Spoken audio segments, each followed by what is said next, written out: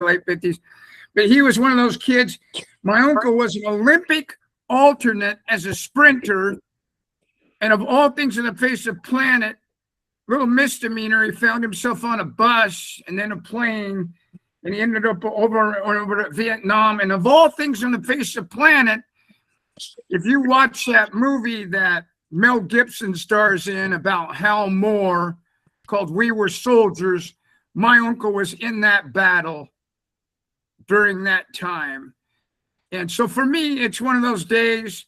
And his later years, he ended up taking his own life with the .357 Magnum in his own bedroom. His wife was in the kitchen with their son. They were eating. Their son was 16. And he had Agent Orange poisoning. And the military was paying him $5,699 a month, which was damn good money back then. And I look back and I think to myself, just imagine what it would be like if you and I went into the armed services at 16, 17, 18, 19, 20 years old. So I want to kind of keep the theme in a give thanks environment.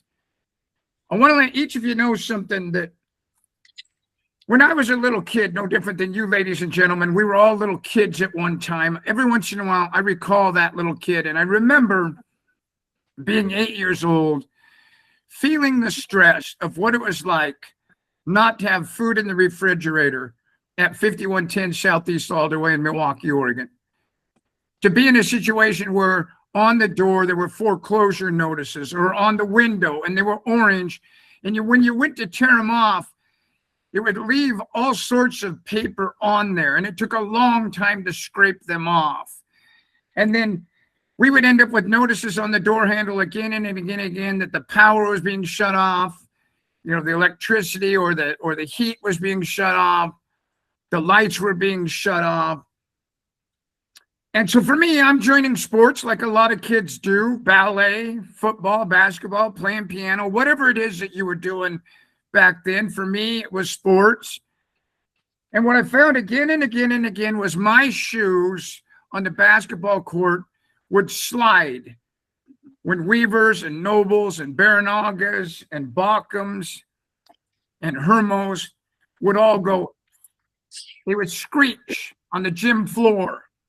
And I would slide, and I'd have them on my Chuck Taylors, and they were worn out long before they were worn out. They were worn out long before they were worn out. My pants were the same way. We had one pair of pants. I had one pair of underwear. I repeatedly put my pants on each day, my underwear on each day, and I smelled like urine again and again and again and again in class. And one day on a Saturday, I made a comment to my father, how could I make some money? He happened to be out in the garage. He was a realtor. At the time, in fact, I showed you this the other day, Darius. This would be the only second time I've ever shown it. But this is an award he won in October of 1974. And that's the type of man he was. He was a salesman of the month. I can tell you that 1974, when I was 13 years old, was a hell of a year. 1975 was a hell of a year. 1976, 1977, 1978 were a hell of a year. But go back before that to when I was 8 years old in 1969. It wasn't a good year. 1970, 1971, 72, and 73. Those were not good years. He was at Farmers Insurance making a pittance, working for the man, and we were broke. We were broke all the time. In addition, he had a drinking habit. Our family has a propensity to drink and do drugs, like a lot of families. Addiction just ran rampant throughout our family. Spending money was an issue for him. So there I was out in the garage asking him, how could I make some money? And he was kind of a quiet guy. He went over and he got himself a E.G. Stassen's sign, which is a real estate sign of his with his name on it. He took the cotter keys out, the washers out, and he turned those signs inside out so they were white on both sides, no writing, nothing on them. He put it back together, and then he went in the house. He got a gigantic magic marker, and he came out and he wrote on the signs, "Lawnmower for hire," in big, bold letters. You wouldn't have to email me and say, how should I do it? I mean, come on, it makes sense. You wouldn't put it in the upper left-hand corner. You wouldn't put it in the lower right-hand corner. You'd make the entire sign sing from the highest mountaintops, lawnmower for hire, and that's what he did on both sides. Then he took the stick and he duct taped it to the handle of the Toro lawnmower, and he laid a 1-gallon gas can on top of the mower, which was full, and he said, start going around the block. Now, here's the difference between what I see every single solitary day and me when I was 8. Now that I'm 64, it sticks out more now than it's ever stuck out. We come across these things. We come across women. We come across men. He, she, they. We come across cars, boats, trucks, houses. We come across these things, and what we have a tendency not to do is appreciate what we've become part of. Oftentimes we do initially, but then where does that go? Where does it go? I mean, it's already May 25th of 2026, and you ask yourself, where did my New Year's resolution go? Over 99% of us have now thrown it away. It's just gone. And the funny part about it is what I found again and again and again and again and again is the most regretful people I've ever met in my life are those that set out to do something and then don't do it. Last week, Darius was in a scenario where he was involved with an argument with the new ISO on our platform. How long has he been with us, Darius? We won't use any names, but how long has he been with us? 2 weeks. 2 weeks. 10 days. And when he found this platform, his email to me was, this is the greatest thing since sliced bread. I can't imagine it. I remember feeling that when I was 8 years old. It was like a godsend to me when Mrs. Gabriel and Mr. Hermo and Mr. Collins and these people would pay me $3, $4, $5, $6. One person paid me $10 to mow their lawn that first day. I didn't stop. Noble didn't do it. Weaver didn't do it. Balcom didn't do it. Hermo didn't do it. Rapay didn't do it. Bagley didn't do it. Nobody I knew was doing this. Why didn't Baranaga do it? His dad owned an adult care facility. They had money. They had extra pants. They had new shoes. Why didn't Weaver do it? His mom was the principal of St. Mary's Academy in Portland, Oregon. His dad worked at a primary machine shop called Precision Cast Parts that builds parts for Boeing. They were rich. Mike got to sleep in. The lights were always on. Noble got to sleep in. Balcom got to sleep in. His dad worked in the rail yard. Noble's dad was actually an engineer. They had a steady paycheck. We didn't have one. We had an inconsistent paycheck. Me, I wanted consistency, no different than any child. I wanted to be able to eat when we were supposed to eat, drink when we were supposed to drink, sleep when I was supposed to sleep, not have my mom be up till 3 or 4 a.m. in the morning waiting for my dad to come home. They took me to a sleep study at Lloyd Center in Portland, Oregon. Left me overnight in the 4th grade. They're trying to figure out, why am I peeing the bed? I mean, duh, I didn't get to sleep till 3 or 4 a.m. My God, when a child doesn't get to sleep until that point in their lives or their day, they're going to sleep like a zombie over the course of the next 2, 3, 4 hours until school starts. Let's be honest with one another. Fatigue would roll in. And when I crashed, it was the end of me. God, yeah, I was going to piss the bed, for Christ's sake. I was done. There was nothing left of me because I was up waiting for a drunk to come home. But again and again and again and again and again, day in, and it didn't matter if I had basketball practice. It didn't matter if I had a baseball game. It didn't matter if I had football practice or a football game. And I played all three sports.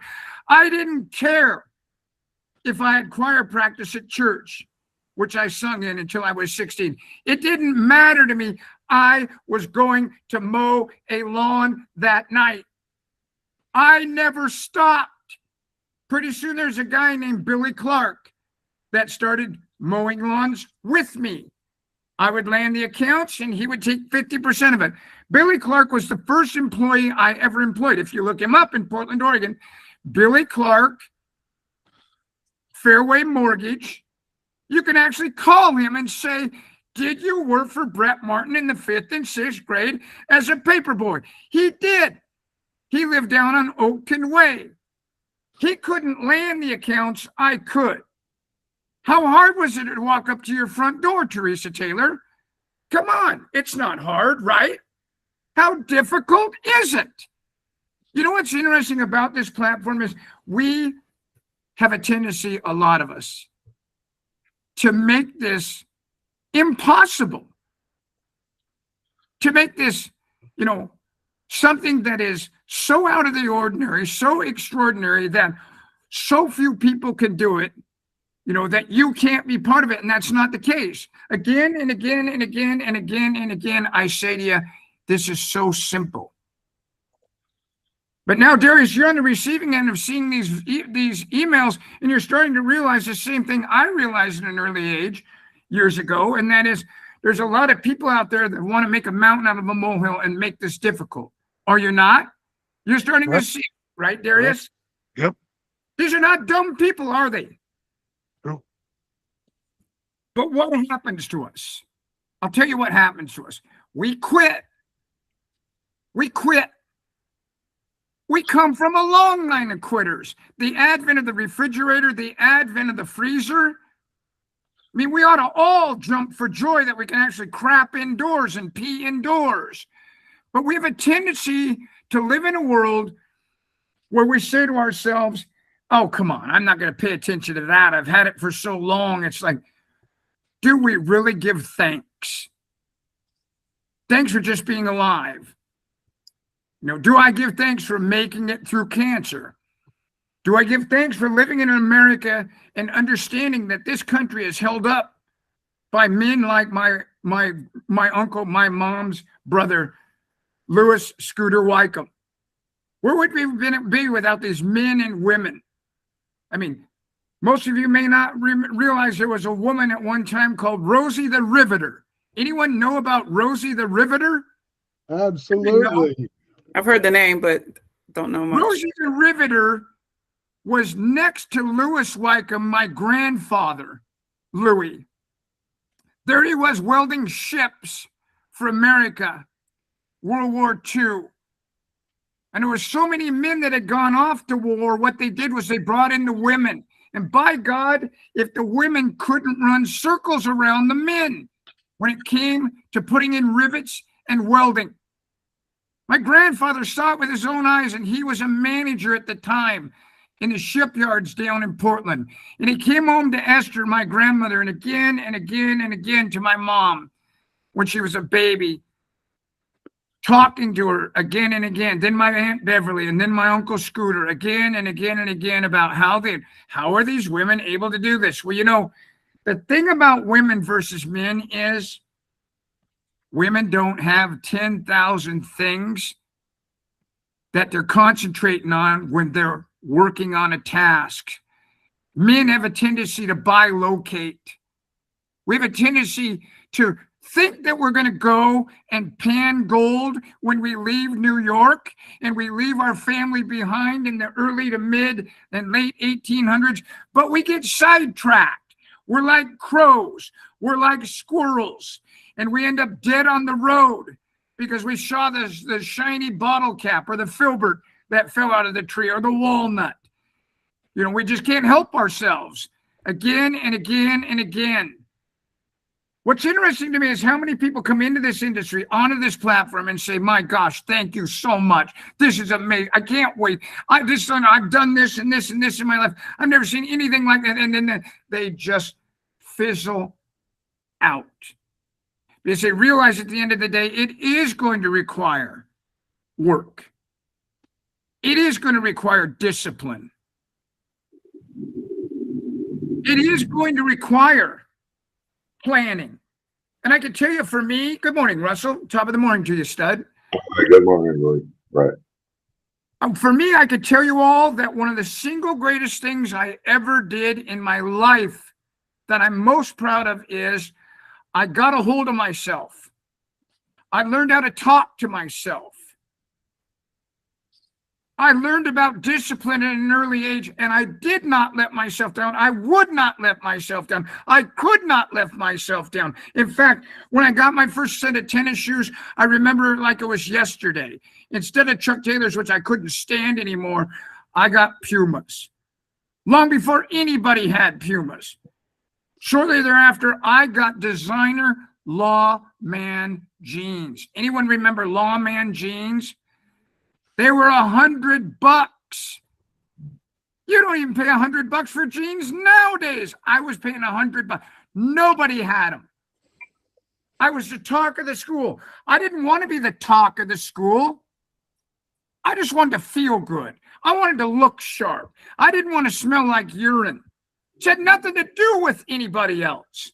It had to do with the fact that I wanted to be able to eat, drink, sleep under the roof and not have these notices delivered. So I started to help pay the mortgage.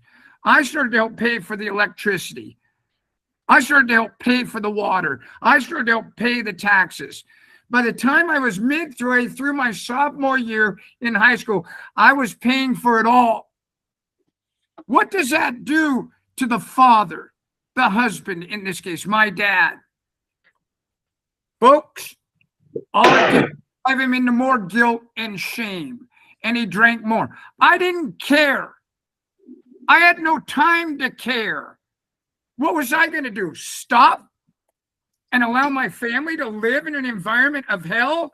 I had no intentions of stopping. I make no excuses for my excess at all. None.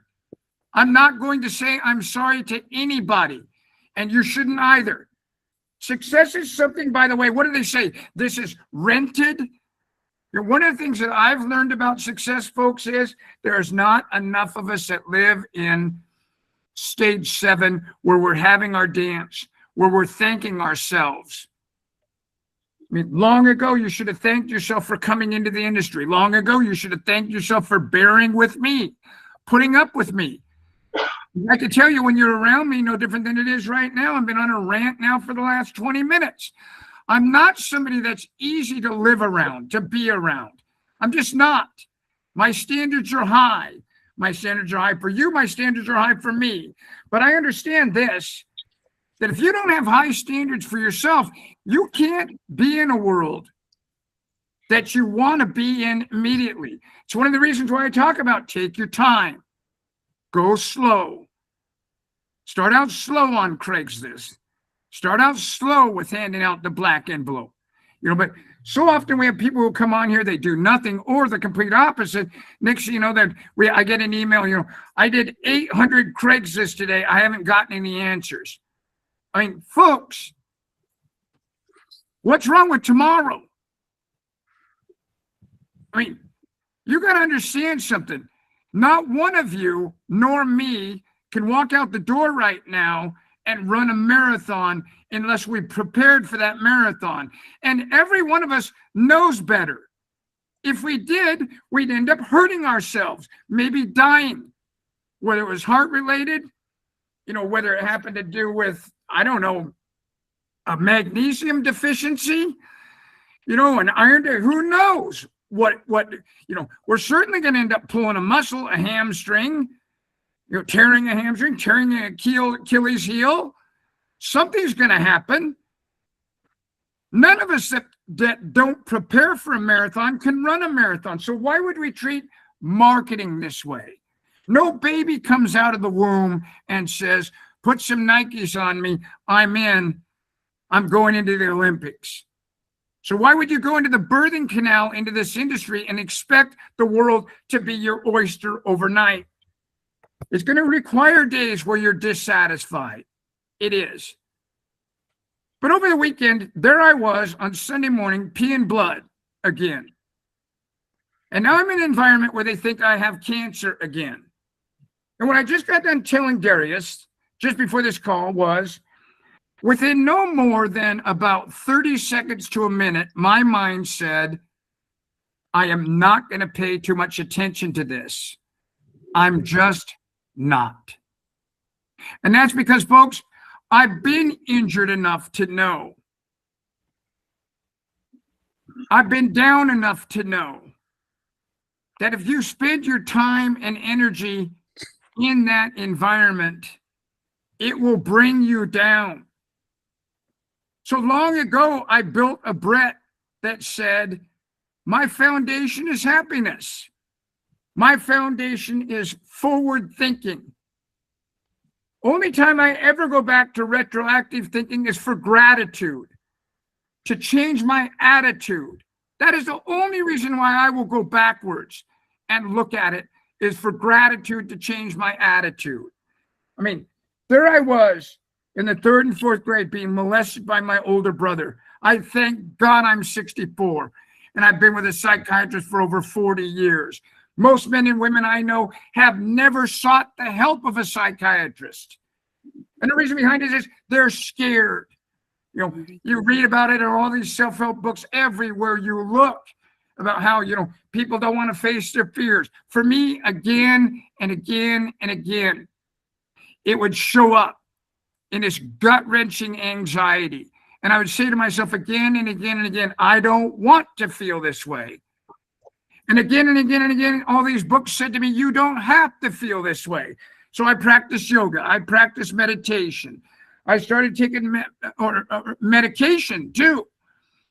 Back when people didn't have this stigma associated with it. Now I have people who look at me and they're like, you shouldn't take clonazepam. It's addictive. It's bad for you. You should take that. It's like, fuck you. I don't know what to tell you. It's the only thing I've found other than a 6-pack of beer that will do it for me. I've tried every cure under the sun known to man. And believe me, I've brought on almost 300,000 people onto my platform here in the mortgage industry. And it seems like just about everybody has an opinion. But I've come to realize that opinions are like assholes. Everybody has one. Right. I need facts. I need And depth. they usually stink. Yeah, they do. You look at it, Jeff, you go out nowadays and you post an intentional post about how grateful you are to be an American today, right? And that you're a patriot. And then just wait, Jeff. And then it comes. Fuck America. You piece of shit. You must be a Trump lover. And it's like, what in the hell is going on? What's going on is the same thing that's always gone on. What we're seeing for the first time ever is it's right in front of us because of these social platforms. Biden and Trump and Hillary, they caught the front end of this. Barack barely caught any of it. You go back to Clinton, good God, what would they have done to Clinton had we had social media of the magnitude nowadays? I know men and women who live in an environment, seriously, where if they don't get 30 or 40 likes on their post, they're trying to figure out what to say to get those 30 or 40 likes. Are we so shallow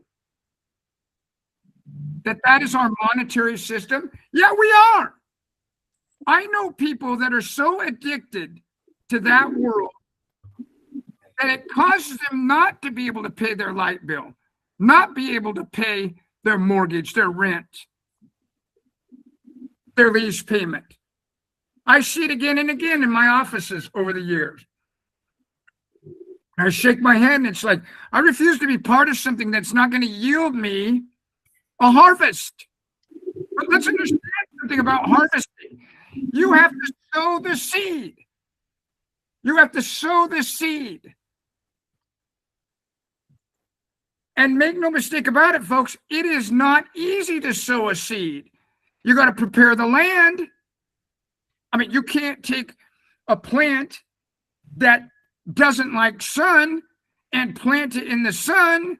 And you can't take a plant that doesn't like shade and plant it in the shade. You've got to think it through. So you ask yourself, when you get into an industry like this, where am I going to plant my seeds? And when am I going to expect, seriously, to reap my harvest? I can tell you right now, folks, I know there's a lot of people in the country, because I can tell you something. I found three parts to the construction industry: the beginning, the middle, and the end. And what I found with my competitors, having built over 900 homes in the construction industry, was there's very few great beginners. There's very few construction companies out there that love the middle, the suspended animation. And there's very few people that are strong finishers. Because let's understand one another. The end can be defined. The beginning could be defined, but the middle can't. The middle is never defined until the end. You die at 100, the middle of your life was 50. A project takes 10 months, the middle of the project was 5 months. If it takes you 11 days to fund your first loan, the middle part of that is the part that's going to drive you insane. And I've been driven insane. It's the only reason that metaphorically I started to look at myself and say, you know what? There's something to this. There's a beginning, a middle, and an end. There's a beginning and a middle and an end to this call. We won't know when the middle was until we hang up and look back on it and say, okay, it was 61 minutes. And we realize at that point it's 30.5 minutes was the middle. The middle drives us all nuts. In fact, they found this amazing happenstance that transpired with these mice. They put them in this lab-like environment, and they put these two mice in this water, in a glass, a wide glass, and they let them swim to the point where they were going to die. And then what they did was they reached in and grabbed them and saved their lives. And what was interesting is when they did it again with them, they swam 3.5 times longer, because in their minds they said, someone is going to come and save me. I can't begin to tell you how many times I've lived in that metaphor where I knew for a fact I could go further, I could go longer, but it was my mind, not my body, that was shutting down. So what did I do? When I was working with this psychiatrist on Oakton Way, where Billy Clark lived, Mr. Brown, I started to read books about my mind, your mind.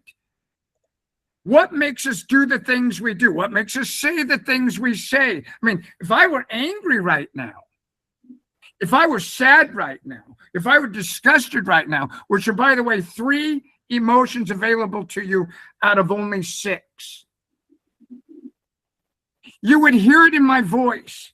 That's why, Jeff, you get these posts, or you and I see these posts where someone posts their opinion, you're such a fucking Trump lover, or you're such a Biden lover, you damn Democrats, or you damn, Republicans, or, I can't stand you white people, or you black people, or you Jews. And it's like, what in the hell? Hey, look, it's not our fault. It's their problem, not our problem. It's their problem.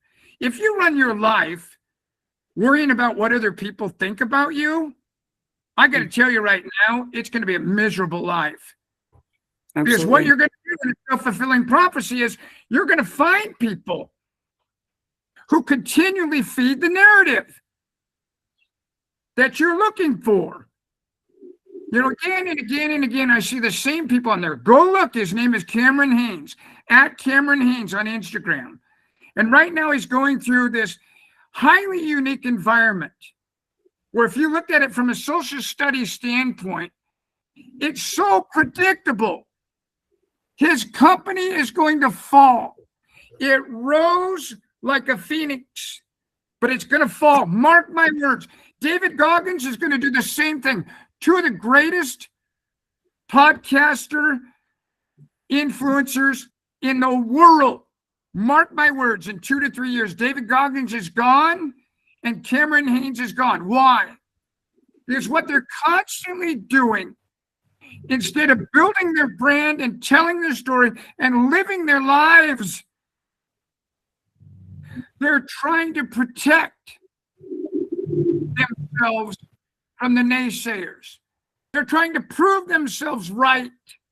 I mean, if you spend your time, if you take your wallet and you take your money out of your wallet and you spend your time defending yourself, I can tell you right now, you're fucked.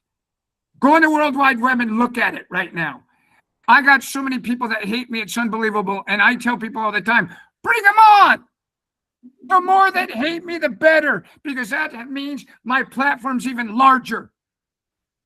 It's even larger. Go look at Walmart. Do you know how many people hate Walmart? But look how many people shop there. Do you know how many people hate Nike? But look how many people shop there. Hey, listen, who doesn't hate Monsanto? Good God. But we buy billions of dollars worth of their product a month. All we'd have to do is stop buying and they wouldn't exist. But no, we are consumers. I grew up with a consumer. My dad was a consumer. And even when he didn't have anything in his wallet, he spent money. I mean, what kind of principle is this? Well, I can tell you what, when your flesh is out of control, it's out of control. What can I say? When your flesh is out of control, it's out of control. And so for me personally, when I get in this industry and I start to see my success and people are like, how are you doing this? And like, well, this is what I'm doing. And then pretty soon people are like, well, I tried it and it didn't work. Like, I don't know what to tell you. That's what I did. I mean, I didn't put my traps on top of the Empire State Building, Leonard. I would have told you that's where you put your traps. I didn't tell you to use, I don't know, give me a second. Cribbage boards for bait. Did I, Russell? I mean, not once did I ever tell you to use a cribbage board for bait. I told you what bait to use. I know what works. I grew up trapping with my dad. I know where to go to get elk and deer. I know where to go to get beaver. I know how to trap them. I know how to make money in a world where so many people making money difficult. I can't begin to tell you how many people I've met over the years that just can't comprehend making great money. $100,000 a year, $500,000 a year, $1 million a year, $5 million. They can't comprehend. No, you didn't. No, you can't. There's no way. I mean, I hear this over and over and over again. It's like, God, you got to understand, we were born into a world. I mean, it's from the monarchical system. Do you think they want you to rise up as a peasant? Hell no. So look at the origins of the saying, money is the root of all evil. For the love of money is the root of all evil. Metaphorically, take it out of context and look at it. I mean, there I was reading Genesis the other day, and I'm thinking to myself as I get, partway through the third page, I'm saying to myself, this is interesting. I mean, Leonard, imagine for a moment here. You with me? Jeff, you ready? Ready. Teresa, Chris, Matt, you ready? I'm ready. Ready. Imagine if I said to you right now, I'm God. Imagine if you believed in God. You believe there's a singular creator. And I said to you, hey, by the way, I kind of screwed up. I'd like you to remove your foreskin. I read this in the Bible. I was like, for Christ's sake, I can't read this anymore. First time I ever really looked into the Bible in the manner in which I have, and I intend to read the entire thing and comprehend it day in and day out. But what was amazing was when I started to reach around this area and talk to others, they're discussing it with me like, well, you need to look at this and this in the Bible, and that'll explain it a little further. I'm like, hey, hold it a minute. I read what I read. It said what it said. It's black or white. I am sick and tired of gray. I am so friggin' sick and tired of gray, it's unbelievable. I am. I can't stand it anymore.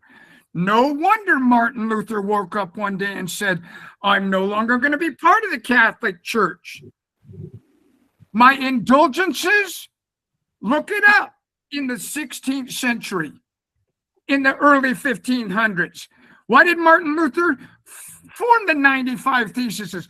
Because he said to himself, we're living in Sodom and Gomorrah here. These guys and gals are running out here doing these things, and now they could just pay $10, 18 shillings, whatever, and buy their way out of their indulgences by having, have sex with little boys and girls, and then go into the church and buy their way out of their indulgences. So the Protestant movement sprung up out of there. And so I've been doing a deep dive. I don't do anything half-assed. I refuse to be part of anything that I take on. It doesn't matter if I'm washing the bathroom floor, cleaning my car, or learning about the Bible. I refuse to do it half-ass. Now imagine, Russell, if I said to you, I'm God, and by the way, I put 5 fingers on each one of your hands, and I'd like you to remove a finger. What in the genuine fuck would that be about, right? I'm in there, let's remove a finger. And by the way, that way we'll be able to identify the fact that you're Jew. What? I mean, for Christ's sake, man, conceptually, I would be like, dude, let's have a beer. Let's grab a glass of wine and talk this through a minute, please. Right. This is ridiculous, right? Mm-hmm, mm-hmm. Again and again and again, I look at your life and my life, and I say to myself, this doesn't make sense to me. I mean, I had to tell you something, folks. I've lived in a world since I was a little boy where the world didn't make sense, and I had to make sense of it. Doesn't mean I necessarily have to go along with it.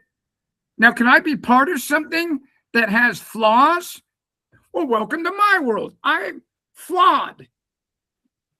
I would rather not say I'm a sinner. I really don't want to be in a position where I'm metaphorically taking a whip and I'm flogging myself day in and day out like the Da Vinci Code. I really don't think that's the world that my Creator wants me to live in. Man, you ask my Grandma Bertha, you ask my Grandma Alice, if that's the world they want me to live in, they wanted me to live in shame. They wanted me to live in guilt.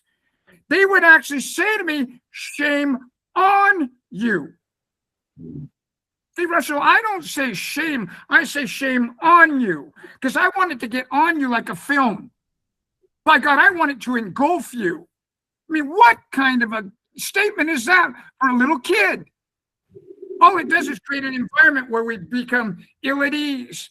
And so many of us that I find in the straight commission world, we arrive here typically because, yeah, absolutely, we want unlimited income potential. But more importantly, we want freedom. Right. We want the ability to be able to do what we want, when we want, without the man over our head or a noose around our neck, metaphorically speaking. I refuse to be someone's Toby. I refuse to be someone's slave.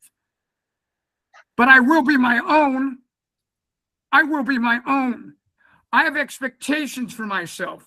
I've designed this like a slaveholder would. I make myself do things when I don't want to do them. In a world where I'm surrounded even by my own employees who have a tendency to cop out, gratitude. I started this whole thing off a little while ago by telling you all, I want to talk about thanks. I want to talk about gratitude. I want to talk about being thankful. There's a day that doesn't go by where I don't wake up and say to myself, thank you. Thank you, man, for enduring. Because what I found at the end of the day, ladies and gentlemen, was I found endurance. That's what I found, endurance. It only shows up when you endure. And there is times where you and I do feel metaphorically like Jesus Christ dragging the cross up the cobblestones. He comes around the corner, this mythical character. And you and I are like in a parade environment on the sides of the cobblestone street. And he's coming uphill, and every time that cross hits a cobblestone, it makes a noise. Ka-kunk, ka-kunk, ka-kunk. And you look at it and say to yourself, My God, man, somebody give him a hand. Someone give this person, someone lift up the end of that cross. And what do you see all the time? You and I now on social media, you see a little kid. It's always some little kid over there trying to lift up the end of the cross in a bronze statue. And it brings me to tears. Because we know the right thing to do when we're little. But then what happens is society gets on us and we become part of it. So what do we do at this point? We start to look at the federal government, the state government. We start to look at the whites. We start to look at the blacks. We start to look at the immigrants coming in. Listen to me for a moment. Immigrants came into this country at one time in droves. They came on ships so thick, it looked like flies around shit in the 17, 18, early to mid 1900s. But they had a check-in station. Look it up. It's called Ellis Island. There's other check-in stations. What if you came in down at the south? There was a check-in station there. That's where the Norwegians checked in. I know it's where my family checked in. And by the way, if you had a disease, if you were wanted, other things they had in place, you got put in quarantine or you got sent back. Who in their right mind thought for one moment that it was okay to just take the southern border and say, fuck it, let them in? Canada has less people in it as a country almost than the state of New York. Think about that. And its landmass is almost as large as the United States, if not larger. Their borders are so strong that I'm telling you right now, just to get in there to ski 5.5 years ago with my wife and our 2 boys, took us almost 11 hours. Think about that for a moment. But our southern borders are just wide open. Why? Because of politics. It was all about politics. And I look at you and I think to myself, you're part of this. I can tell you again and again and again, many of us don't want to be part of the system. I didn't want to be part of the system when I was 8 years old. I wanted to change. I wanted to adapt, modify, alter where I was at in time and space. And I found a way to do that. I didn't leave. What in the hell is wrong with us? That when we all of a sudden experience what it is we wanted, we leave. I'm talking to my own son about this right now, Grant. And his gal and him are going through some tough times. And I told him, I'm like, this is where the rubber hits the road right here, young man. You owe her an apology. But he's a Taurus. Anyone out there a Taurus?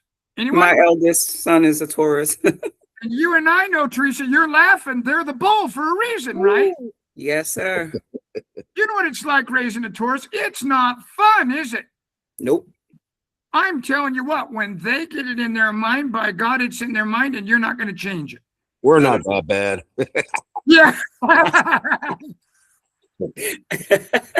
You know what, Jeff? You're predictable, as is a Sagittarius, and I'm a Sagittarius. We're predictable. That's the only reason I ever look at the zodiac signs that my wife chats about all the time and think to myself, you know what? There's some consistency here. There's a little predictability here. And like I told Grant, I go, listen, Grant, stop being a Taurus. And he started laughing. He goes, you're such an asshole. I go, it's true, dude. You and I know that Taurus, he just clinged right into that anger. You know, take a stance. He's like, you know, Dad, this is going to be the best lunch I've ever had with her. I'm going to go there with my tail between my legs. I said, son, look, it's wrong for you to think you should go there with your tail between your legs. No one deserves that. If that's the case, son, then it's over completely. You shouldn't even go to lunch. You should just call her and say it's over. Because I got to tell you right now, folks, if you're living in a relationship with yourself or others, or you got a needle under and create such a subordinate environment where you lose who you are at the core, you're in the wrong place. Yeah, you're in the wrong, you know it, Teresa. You're in the wrong place, right? Correct. No one wants to live that life. And Teresa, do I live that life just to get you back? And then what am I going to do? Go back to being who I am, right? Because that's who you really are. Because that's who I really am, because I'm at the foundation. It's my core. Not only in my beliefs, but in what I do. You know, so often in AA, they used to talk in the early stages when I went to the grotto, you know, bring your body and your mind will follow. And I started to realize a long time ago, this is all preordained for me. It's all preordained. I mean, I could tell you all, I am convinced in my heart of hearts that I came down here for a reason. I did. I came down here for a reason. And one of the primary reasons is I'm to share my life with you. Because I can tell you there's times when my life was not fun, is not fun. But I will tell you this, never once have I ever said life is hard, or never once have I ever said that life is unfair. I wouldn't think of dreaming that or saying that because I understand a self-fulfilling prophecy too much. I would never let those words come out of my mouth. I'd never let those thoughts be in my head. And if they did become part of my day-to-day thoughts or my words, I would work on it with my psychiatrist. Because I refuse to be in an environment, Jeff, where you and I get on the phone and you're like, oh, God, I don't want to talk to this guy again. Every time I talk to him, all I hear is about his fucking victimhood mindset. I don't want to be part of it. Who wants to live in an environment where you're constantly surrounded by somebody who lives with a victim mindset? There's nothing worse. But, you know, again and again and again, everywhere I look, I see people talking about being a victim. You know, a victim of Trump, a victim of Biden, a victim of the government, a victim of their wife. I had to laugh when I went through a divorce in 2007. Social media was my thing. Like a lot of people, it was really coming about right then.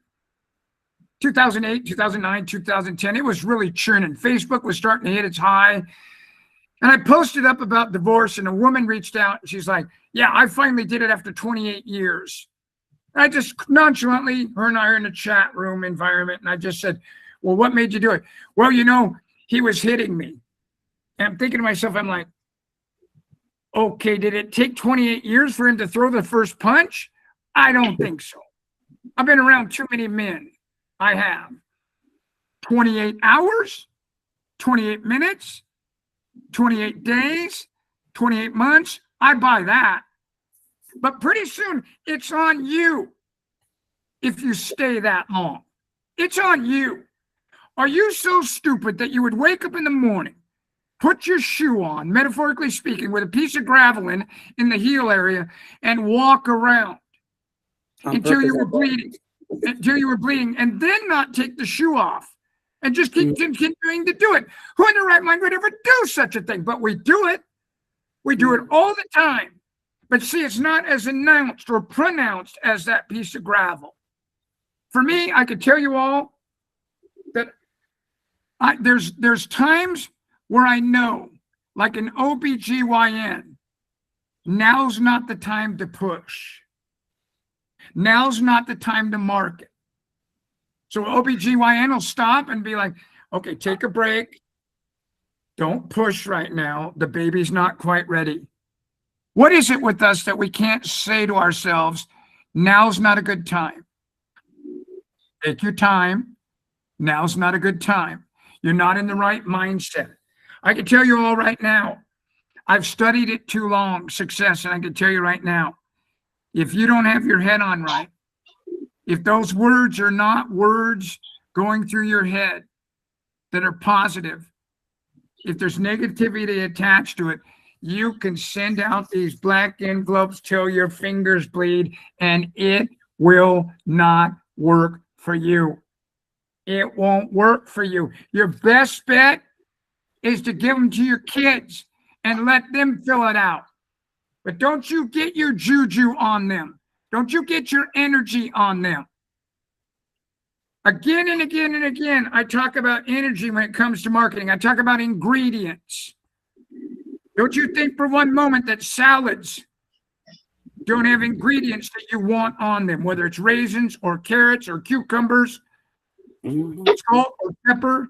Meat is the same way. We expect our steak in a certain manner, our hamburger in a certain manner, our chicken in a certain manner, our fish in a certain manner. Make no mistake about it. That's why you're at a barbecue and someone says to you, hey, Russell, or hey, Teresa, or hey, Leonard, hey, Darius, how would you like your steak? They're trying to give you what you want. So when you're marketing these people, you got to understand that these people want it in a certain manner. They want it at a certain time. You're coming into the end of the month. So you could easily run, an end of the month special. I made the announcement last week, we'll match you on 1% of your commission. So you could easily say, hey, by the way, dear business owner, it's getting to the end of the month. I realize at the end of the month, oftentimes you have more month than you do money. Give me a yell in the event your business needs money. I can't begin to tell you how many times I took a variation of what I taught you and mixed up just a hair because I was excited. I was high on life. I was in a groove. It's always so funny to me. I look at someone like Tiger Woods. Look, man, don't get me wrong. I think the world of what Tiger Woods has accomplished. But I also know, and so do you, that this man fights demons. He fights demons. And I got to tell each of you this, I wouldn't want his demons. I don't have a sexual addiction. I can proudly say I have not been with 100 or 200 or 300 different sexual partners or more. I'm proud to say I've been with 3. One died the day before our wedding. The other one I'm married, and she divorced me after 25 years, and I'm with the one I'm with. I know people who are probably sitting out there right now saying to themselves, TMI, and it's like, hold on a minute. I also know people who are sitting out there saying to themselves, my God, that's all you've slept with? Do you know how many times I've been in the company of men and heard them brag about sleeping with 500, 600, 700, 2,000, 3,000 women. And then I look at their life and I think to myself, well, God, no wonder your life is so shitty. No wonder your life is so shitty. I've yet to meet one coxman on the face of the planet that hasn't had a shitty life. And I've said to myself, from a principle standpoint, this is not who I'm going to be when I get older. I knew who I wanted to be. I wanted to be a decent man, a loving man, a caring man, just like I was a decent, loving, caring boy. I'm still the guy that opens your door if you're carrying groceries, man or woman. And you're sitting there trying to get in. I come running over, I give you a hand, or into your house. I've stopped the car before and helped people in. My own wives over the years have said to me, why do you do that? Even my kids. But now what do I got? I got 2 kids that are decent, and I see them do these things, and it tickles my heart. Where is our gratitude that shapes our attitude? I can tell you right now, I know where it is. Again and again and again, we are being attacked, good versus evil. And I've never seen a time where it stuck out in history more than it did right now. Well, that's easy for me to say at 64. Do not think for a moment that Shakespeare didn't say the same thing, or Jefferson. You can go back in time and Marcus Aurelius said the same thing. Every Stoic I've read about said the same thing. Vanderbilt, Morgan said the same thing. Rothschild said the same thing. Carnegie said the same thing. I look at my life and I think to myself, how can I comprehend what went on in the 1800s unless I lived in the 1800s? And how can I comprehend what's going on in the Democrat's head unless I were a Democrat? Or how can I comprehend what's going on in a Republican's head unless I were a Republican? How could I comprehend what's going on in a Chinese person's life unless I was Chinese? A Japanese person's life unless I was Japanese? A black person's life unless I were black? A Jew unless I was Jew? A Catholic unless I was Catholic?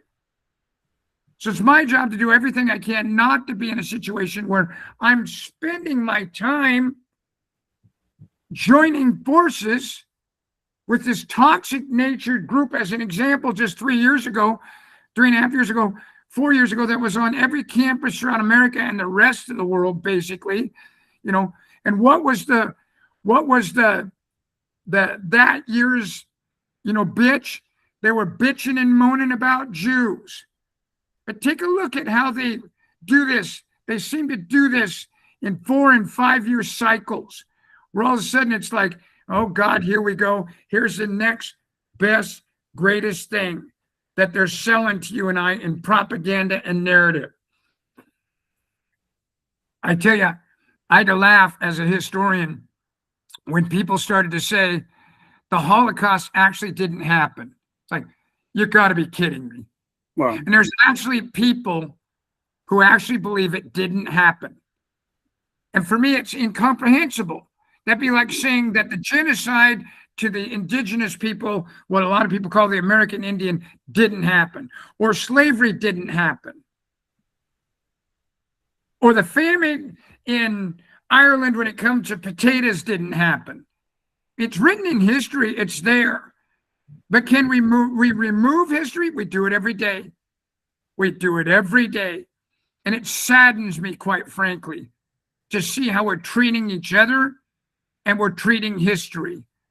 You're trying to rewrite it or write over the top of it. For me personally, my history with myself can't lie. It doesn't lie. And I could tell each of you this again and again and again. This is how I view my life. 2 steps forward, 1 step back. 2 steps forward, 1 step back. But it's a net gain always. And I could tell you again and again and again, I've found myself in an environment where it's like, you're in a downhill slope right now, brother. You're in a downhill slope. And then all I have to do is I just have to look out there and find those indicators that started to create that downhill slide. And I can tell you when it typically happens is when I start to give a shit about what you think about me. that's it. Amen. Long ago, I started to realize, Teresa, it's not that I don't give a damn about what you care about me. It's that at the core, I am a good man. I'm a loving man. I'm a caring man. And when you're around me, male or female, young, medium, or old, you're safe with me. You're safe. I am not a predator. Of all the things on the face of the planet, I thank God mostly for. It's one thing and one thing only, and that is that I'm not a predator. Because now more than ever, we're starting to realize the magnitude. Someone made the comment here on social media this morning that, this is rising and it's becoming an epidemic. It's like, stud, it's always been this way. We're finally getting to see it for what it is, what it was, what it's always been. Pro rata share. Don't kid yourself, folks. These sick people live among us, in our own families, amongst our own friends. And how do we turn a blind eye to our own children? We do it because we're narcissistic. We're caught up in caring about ourselves. And when we're narcissistic, we're so myopic, we can't see the forest through the trees. We're not looking around. We don't have peripheral vision. And I can tell you right now, I know what it's like not to have peripheral vision, and it's not fun. I know what it's like to be in a situation where you're going forward no matter what, and you can't pay attention to anything around you. I've been involved in a world where I was in survival, and it's not fun. It's not fun. And I can tell you right now, I refuse to live my life in a state of survival. But you look around right now, and people are losing their home right and left, where they live, right and left. It's an epidemic. It's a pandemic in this country and throughout the rest of the world. We got diesel I'm paying in Oregon, $6.39 a gallon. I go on a trip 2 or 3 weeks ago. I get to Nevada. It's $1.50 less a gallon. An imaginary line. I get to Utah. It's another $1 less a gallon. An imaginary line. Welcome to Oregon. Oregon can't stand you and I. They can't stand us. And so what they're doing is they're systematically making us move out. It's happening in California. It's happening in Washington. And now people are like, don't come to Texas. Don't come to Florida. Don't bring your habits here. And it's like, what else are we going to do? At some point, you start to look at it and you're like, well, my God, I guess I'm going to have to live in a van. I'm going to have to live in an old Winnebago. And then what do? You see it out there in social media. They try to make it look so fun. Look, we're raising our children in a bus. We're raising our children in a Winnebago. Anyway, hey, folks, I got to tell you something. That's called fiddling when Rome burns. Dude, it is. I couldn't I was imagine. just going to talk about Rome. It's on fire. And you know, the thing about it is, we're not helping each other enough. So what's going to be taught to us, which I think is a miracle, quite frankly. I was talking to Darius about this the other day. Great example, the Latino families come into this country as immigrants. They have absolutely no problem talking about their faith, their religion. They have absolutely no problem living together. But what happened, we all got sold this bill of goods as Americans, as a third, fourth, fifth, sixth generations. We all have to have our own box. You know, we all have to live alone, metaphorically speaking. You know, well, folks, I can tell you right now, that's when all this sick shit really started to happen. That's when it really started to happen. When we no longer lived in a tribal environment where you had access to my teepee. I mean, there was a reason why they didn't have jails, these indigenous people. There's a reason why they didn't have insane asylums. There's a reason why they didn't have special needs kids. Look at the diet. Just take a look at the diet. Take a look at the food they were eating, the natural food sources. You take a look at the way they lived their lives. They lived out in the open. They didn't hide. You know, now more than ever, what are we finding is this alone environment is creating loneliness. Suicide rate at an all-time high. Alcohol rate at an all-time high. Gambling, sexual addictions, all-time high. These things wouldn't exist if we lived in more of a tribal environment. And we're going to be forced into that. We're being forced into it now. Children are starting to live with parents. They're starting to live with their own brothers and sisters. They're starting to live with their friends. And it's not going to quit. I mean, it costs so much to be alive in this country right now. It is unimaginable. I've got it down to the point where if you're not at least netting 30 grand a year, 30 grand a year, that gross is more like 50 to 60,000 a year. You're in trouble. You're in trouble. That means you can barely afford your one-bedroom apartment or studio. You can barely eat. You don't have a lot of time for entertainment. I got to tell you, folks, the list goes on and on and on. And what I came to realize is this. Not every one of us is built to be a breadwinner. If we go back to the hunters and gatherers mindset, understand not every one of us was built to be a breadwinner. And the funny part is, I meet more people that come onto this platform and I say to myself, you're not a breadwinner. You need to marry a breadwinner or surround yourself with a breadwinner or breadwinners, plural. But we spend so few waking hours of our life recognizing who we are, admitting who we are, understanding who I am. For me personally, I'm a breadwinner. That's not a great thing. It's not. It comes with an unbelievable amount of burden, an unbelievable amount of responsibility. It's unimaginable. But I rose to the occasion because I said to myself, my kids will not be sitting over the top of Levi's that smell like urine and shoes that are worn out and their feet are sticking out the end of their socks and their shoes because they've outgrown them.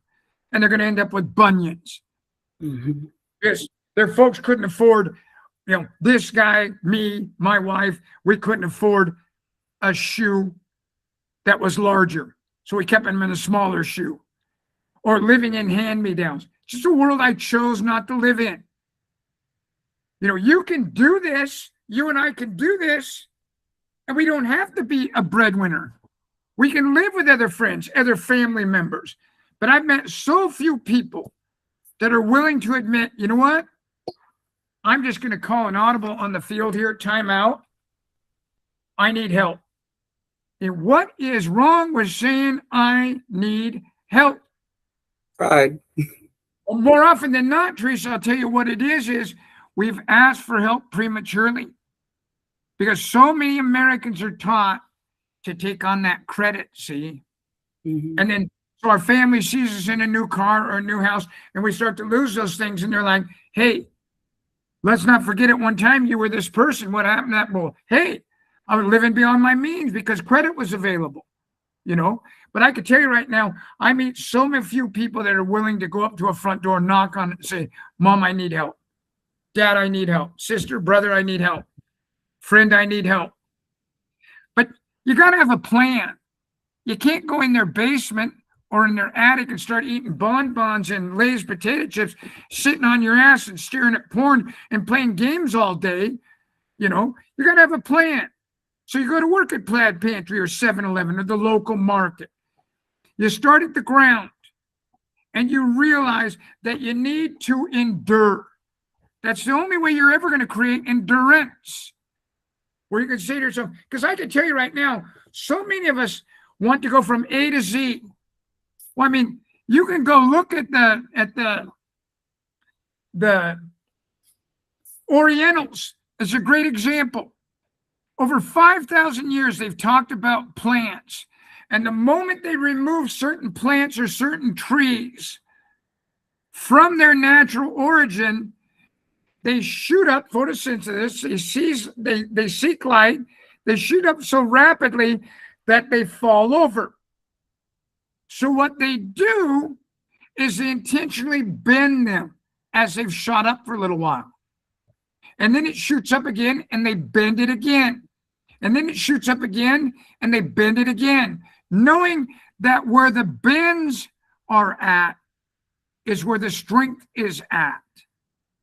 That's where you and I are in life, metaphorically speaking. Without these trials and tribulations, we would never be who we are. So we have to be grateful for them. We have to be thankful for them, which is difficult to do oftentimes when you're looking for a life jacket and it's pitch dark and you're in the middle of the ocean and you feel like you're drowning. But what you have to understand is you're a mouse and help is coming. Hold your line. Take your time. Read the stories about these people who were able to dog paddle for 15 hours, 4 days, 7 days. Read the story. Watch the movie about the Railway Man. You look at this and you say to yourself, my God, or the Bataan Death March. You look at yourself and you say to yourself, my God, am I capable of that? We're all capable of it. Thanks. But we don't live that way. We don't live that way. We live in a world where we have a tendency to tap out early. Like, it's okay. But I got to tell you what I found again and again and again and again and again with the people who tap out early is they never end up where they intended to be or wanted to be. And they're always dissatisfied. There's always a sense of dissatisfaction. There's not a sense of gratitude. You know, very rarely do they experience success. And when they do, quite frankly, for whatever reason, that word self-destruction, they have a tendency to get rid of it and not hold on to it for a little while, to relish in it. And it has so much to do with how we think about ourselves, how we talk about ourselves, how we feel about ourselves. It's like I was telling my son today, don't you dare go to that lunch and sit down across from that woman and be in a situation where you go against your principles. He started crying. He's like, you know what, Dad? That's what she wants out of me. I go, look, son, it's only ordinary that men try to change women to their liking and women try to change men to their liking. It's only natural. But what you need to remind her is she was attracted to you for a reason. And you got to bring those reasons up. One of which has to do with the fact that you are a bull. You are set in your ways. You are tough as nails. I mean, who wouldn't want to be around somebody that you could carve yourself out against like a piece of granite? All you got to do is watch the movie with Brad Pitt called The Legends of the Fall. Even talks about it at the end of the movie. He outlived them all. And what he found as they were the narrator was talking was that they had carved themselves out against him. What an honor it would be if you were that person for your own children, your own husband, your own wife, your own partner, hell, your dog for that matter, you know, your parrot, someone they could depend on. And make no mistake about it, I can tell each of you this, I mean this from the bottom of my heart. In some way, shape, or form, every one of us is disciplined in certain aspects of our life. Do you know how much discipline it takes to be a gambler? Do you know how much discipline it takes to be a drug addict or a drunk? Do you know how much discipline it takes to be a serial killer or a pedophile? Those principles can be applied in other aspects of our lives very easily. So change is not an issue. Altering, modifying, it's not an issue. Adapting, it's not an issue. You learned how to do it when you were a baby. I learned how to do it. It's the only reason we ever learned how to walk. And interestingly enough, it's probably the only formal education we didn't get in book-like or school-like form. Yet, interestingly enough, we got it, and we're all walking. No one's ever introduced us as, you know, hi, this is Leonard. He's my brother. He never learned to walk. Hi, this is Teresa. She's my sister, or she's my mother. She never learned how to walk. But we take it for granted. You know, there are scientists who say we shouldn't be walking. Think about that. They say it's an impossibility. In fact, I know a buddy of mine whose dad is a lawyer, whose thesis for college graduation was on walking and how it's basically a controlled fall. You lean forward, and if you don't put out the other foot or a foot, you're not going to catch yourself. You're going to fall. You and I are involved every day in a controlled fall, or we're involved in a fall. That's forward movement. You're either going to fall when you lean forward, or you're going to put one foot in front of the other, and by God, you're going to catch yourself. You know, me personally, I want to put one foot in front of the other. I do, until the day I die, which is the reason why again and again and again I bring up that poem, which is a poem, by the way, that every one of you should know about. And it's a tremendous poem. I met this lady named Linda Ellis, and it's called The Dash. You know, and I got to tell you all, I wish I had control of the screen. I'd read it to you, but I'm going to read it to you here so that you can see it. I read of a man who stood to speak at the funeral of a friend. He referred to the dates on the tombstone from the beginning to the end. He noted that first came the date of birth and spoke the following date with tears. But he said that what mattered most of all was the dash between those years. For that dash represents all the time that they spent alive on the earth. And now only those who love them know what that little line is worth. For it matters not how much we own, the cars, the house, the cash. What matters is how we lived our lives and loved, and how we spent our dash. So think about this long and hard. Are there things you'd like to change? For you never know how much time is left that can still be rearranged. You know, I want to tell each of you this. I want to tell each of you this. I can tell you right now that again and again and again, I've read that and read it and read it and read it and read it. And again and again and again, I'm reminded of Invictus. And I remember the first time I ever read Invictus. And I remember literally not being able to finish it. And if you've never read Invictus, I highly recommend you pay attention to what I'm about to say. All right? Out of the night that covers you, out of the night that covers me, black as the pit from pole to pole, I thank whatever gods may be for my unconquered soul.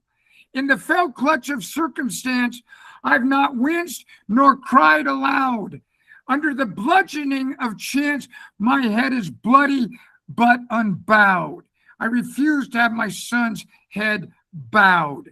Your head is bloody, but don't you bow your head, son, in battle. Don't you let her own you. Don't you let anyone own you. Beyond this place of wrath and tears looms the horror of the shade, and yet the menace of the years finds and shall find me and you unafraid. It matters not how straight you walk. It matters not how straight your gait, how charged with punishment the scroll, for you are the master of your fate. You are the captain of your soul. I could tell you these, each and every one of you. You're in charge. Donald Trump is not. Joe Biden is not. Your government is not. We live in one of the greatest countries on earth, and I would be bombarded with assholes and bitches that would argue that verbatim if I put that out there in a post right now on Instagram, Facebook, or Twitter. But I can tell you right now, I'm all over the world, and I choose to live here. I choose to live here for a reason, and I can live anywhere. And it has so much to do with, again and again and again, the decency I find in mankind, in people's lives like yours, Darius. You and I have shared some laughter, and again and again and again, what you're doing for me is you're bringing out my laughter. I meet so few people on the face of the planet that I find funny. I don't find a lot of stuff funny, but when I do, God, I love to laugh. We all know that laughter is the best medicine. So that's why I love to go to a good comedy. And pretty soon it just becomes this infectious environment where you're all laughing and pretty soon I'm laughing. And what a night it is. You know, that's the world I choose to live in. And I got to tell each of you this. If you said to me right now, do you have an ink pen? Do you have a felt pen? Do you have a pad of paper? Are you writing on that pad of paper? Are you putting your notes in here? We're not anymore. I'll tell you what. Wherever, I talk to people all the time. They're like, well, I keep in my notes on my iPhone or over here on my Droid. And it's like, no way, man. You got to keep them right in front of you. You got to put them on the refrigerator. I remember this, and I'll end on this. Tony Robbins. Anthony Robbins. When I first met him, I remember thinking to myself, oh my God, Jesus, I can't be around this guy. Holy cow. This guy's friggin' crazy. I still kind of think he's half nuts myself, but anyway, that's just me. Anyway, here's the deal. He talked to me about Post-it notes. I never hear him talk about Post-it notes. One thing you got to know about Tony is Tony's always changing what he's talking about. Very rarely does he go back to core values. Very rarely does he go back to the core that got him there. Post-it notes. And I remember thinking to myself, positive affirmations. I have a lot of negative affirmations going on in my head. I got to have positive affirmations. By the time Post-it notes had just come out, they were only in yellow. And by the time that my wife had been around me for that first year and a half, 2 years of Post-it notes, she actually pulled me aside one night and she said, I feel like I'm going insane. You've got them on the bathroom sink. You've got them on the bathroom mirror. You've got them on the toilet seat. You've got them on the door handles of the car. You've got them on the steering wheel of the car. You've got them on the mirror. Again and again and again. And I made them small, very short. So the only way that I could remove that off the rear view mirror was I had to say it first. And make no mistake about it, I could tell you all, it was a bitch. But again and again and again and again and again and again and again, I endured, knowing that I would create endurance, knowing that I could reconstruct my thinking. So when I told Darius about what had transpired Sunday with me urinating blood, I said to myself, after a very short period that day, I don't care. I literally said to you, Darius, did I not? We're not getting out of here alive. So if this is the end of my life right now, or a year from now, or 5 years from now, I don't care. What I care more about is how am I going to live between now and the end of that dash? That's what I'm most importantly, after is, can I continue to live with grace if for some reason I lose an arm, lose a leg, get cancer, become bedridden? Can I find the grace to deal with it? I could tell you right now, I've been bedridden before with cancer, with my car wreck, with compound fractures. And what I found that there's an optimistic being inside here. And that harmony seems to exist in that optimism. And I've yet to find that harmony anywhere else other than optimism. So I choose it. And for any reason whatsoever, it disappears on me, I go get a book. I get with my pastor. I get with my psychiatrist. I get with myself. And the beauty of it is, it's so ingrained in me, so instilled in me, that I only have to be away from it for a very short part of time, a minute or two or three, before I say to myself, get yourself back to center right now. Get yourself back to center. And I know that each and every one of you in your own way, shape, or form are struggling today, no different than me. But let's not forget how many millions of people in this country struggled before you and I, your forefathers, my forefathers. How many of these women and men worked so hard, worked diligently, so that you and I could crap and pee indoors, so we could have a roof over our head or a better life for ourselves. It's available out there for you. The question is, do you want to be part of it? And if for some reason you can't find it, for God's sakes, don't just cop out and go live on the side of the road somewhere and not take care of yourself, not brush your teeth, not work on your personal hygiene. Get with someone and let them know, I'm not making it. And if you are in a situation where you present this accordingly, they will accept you. They will. It doesn't matter how many times you've lied to them or cheated to them or misrepresented yourself. I can tell you right now, people can read between the lines and they know when you're being honest. And honesty is the key. And we're not going to be honest with others until we're honest with ourselves. And if for some reason you're in that situation where you're struggling, maybe it is time that you face that level of honesty where you go stand in the mirror and have a good cry and say to yourself, you know what? I'm not where I want to be. I'm not who I want to be. And I need to make some changes. Understand, folks, change is not difficult at all.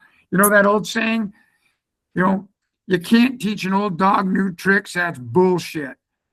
You can't teach an old dog new tricks if he or she doesn't want to learn. That's true. That's true. But I will tell you the reason why we don't go through the learning curve more often than not is because the learning curve is a bitch. The rate at which we earn or learn new experience, it's a bitch. So few of us want to be, a beginning marathon runner or a beginning yoga practitioner. We want to be that person who's already got it, a beginning marketer. We want to be that person that's already making $9 million. For me personally, just to let each of you know, I already knew I was going to be rich. I already knew I was going to have a lot of pants, a lot of underwear, and a lot of shoes. I already knew I was not going to smell like urine. The moment I mowed that first lawn, I remember thinking to myself, I can always fall back on lawns. I can always fall back on lawns, Anyway, I want to tell each of you this right now. It's a great day in American history. It is. Whether you believe it or not, it is.